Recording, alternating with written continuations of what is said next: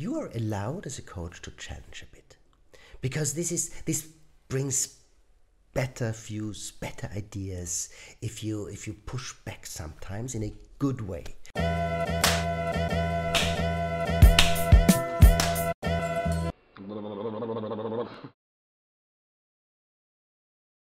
Welcome to the Strategy Show. I'm your host, Severino. We are here today with Lars Maydell, leadership coach, business consultant, and lecturer at various business schools across Europe. Hi, Lars. Hello. Great to have you here. Thank you so much for inviting me. What are you currently creating? I'm creating, I would say, sort of a new profession. The leadership coaching is 30 years old something, but I believe leadership coaching, career advice changes quite a bit in these times of modern careers, and I try to create a new way, a more intimate and more impactful profession out of leadership coaching. What is the difference between the traditional model and the disrupting one now?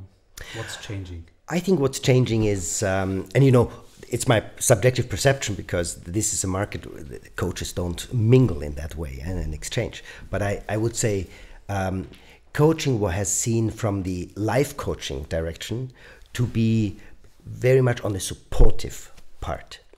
Listening, giving attention, being very present with your client and help him or her to develop her own ways to overcome hurdles.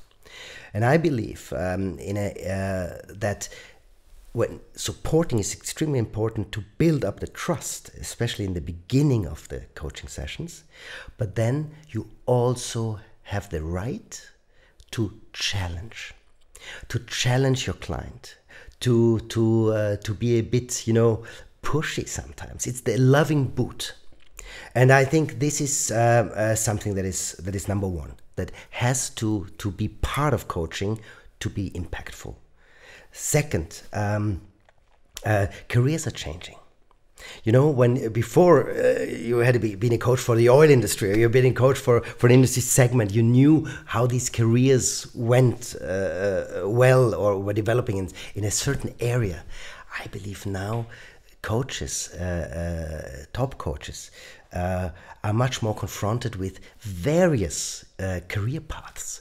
They're completely crazy sometimes. They're out of the box. They change, and so it's not my knowledge about an industry I can use anymore. It's about being a trusted advisor, being close to that person, being as free, as daring, as change-loving as your coachee. And this is changing. This is changing in my way, and I want to be there. And third part, it's getting much more international. National careers in Austria are still present. I would doubt if they are very successful. When I started my activities 2 years ago, I decided only to work in English, even being in Vienna. Yes. And I had lots of pushback on that. Yes. From friends, from colleagues, from the first clients. But I decided to stay on that because this was also my hypothesis that we are now in a global niche. Right. And so can you elaborate a little bit more? What was your experience, your hypothesis? Yeah. I was confronted with the same pushback than you are. And for me it was very, very peculiar because I always studied in English.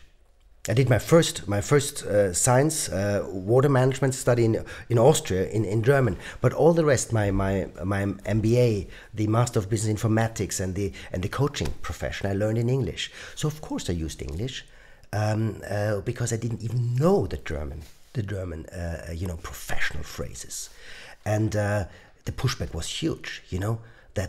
That you try to be something better, curious, a very, very bizarre things. But of course I learned that despite a very good education system in Austria, many people don't use their English after they leave school. And it's like it's like a constant, feeling of being not good enough when you talk English to them. So this is changing very quickly. So I think what we too experienced is going to vanish a bit, because now what I see from my children, English is part of their life, due to the internet, YouTube channels. It's on their phone. It's on their phone. For them, when we were young, we looked at the Swedes because they did not translate the movies in the television. Yeah, in the Netherlands. In the Netherlands. Yeah. So their English was much better. And now, even that the Austrian television would never go there, I believe, internet does it. So as the English proficiency rises, and that's a good thing. I love that. We don't have a TV in our home, so I hope my kids, they will just learn through Netflix, YouTube, and whatever is there. Exactly. And that's in English, basically. Exactly. I hope that. And you say the provocative part is what's changing in the coaching industry, because that helps the client much more than only supporting and empathy and basically how we learned it. Yeah. We talked right before about Gary Vee and how he was an inspiration to both of us. And Gary, basically, while talking to you, I was thinking that he has a kind of the function that the Zen gurus had, or the meditation gurus had on me, like 20 years ago, when I was going there and sitting, and they would say, why aren't you in Europe? Go back home. Don't you have a family? Go there. There's where the magic happens. You don't need to sit here. So this moment of disillusionment, which is very healthy. And I think he's transporting something. He's making part of that for the whole society, which is disillusioning young people and saying, all these paths that traditionally you should think of, it won't work.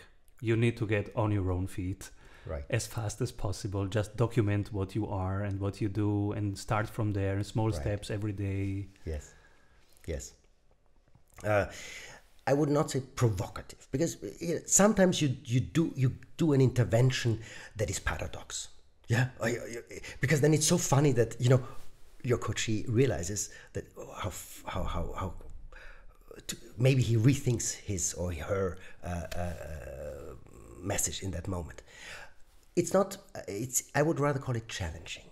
You are allowed as a coach to challenge a bit, because this brings better views, better ideas, if you push back sometimes in a good way, never harming, never patriarchic, of course, patronizing, but in a way that it's still, that you're at the tip of your toes when you're in this coaching session. Because if you just feel well, and if you come there to spit out your anger and say, well, what a shit in my job, and this is, I believe, you can earn money with it, but it's a thin line, because many coaches, especially where I learned in Ashridge, and it was the Gestalt concept, and the positive leadership is to do that as little as possible. And I had a wonderful teacher in the UK, Nancy Klein, who has the concept of more or less only listening, asking decisive questions, and only listening. And I liked it a lot, and it has a lot of power. But in my, I'm in a leadership coaching area. My clients are the C-level and the CEOs of this world, and they are maybe a little bit more adapted towards being challenged, and they reach their they need more challenge, because their team is not allowed anymore to challenge them. Exactly. That's interesting that you say that. You take the role of the also of the harlequin, because you are the guy or the girl who is allowed to talk. You are paid to do that, and in a way you're paid to do that.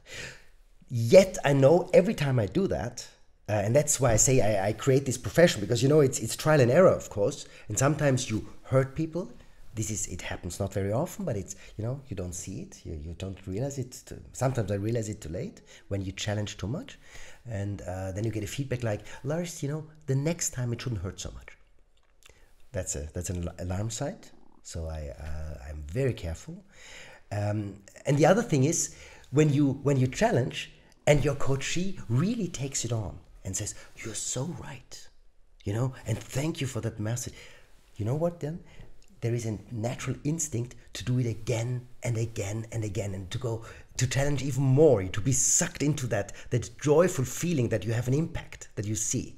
So I handle it with care.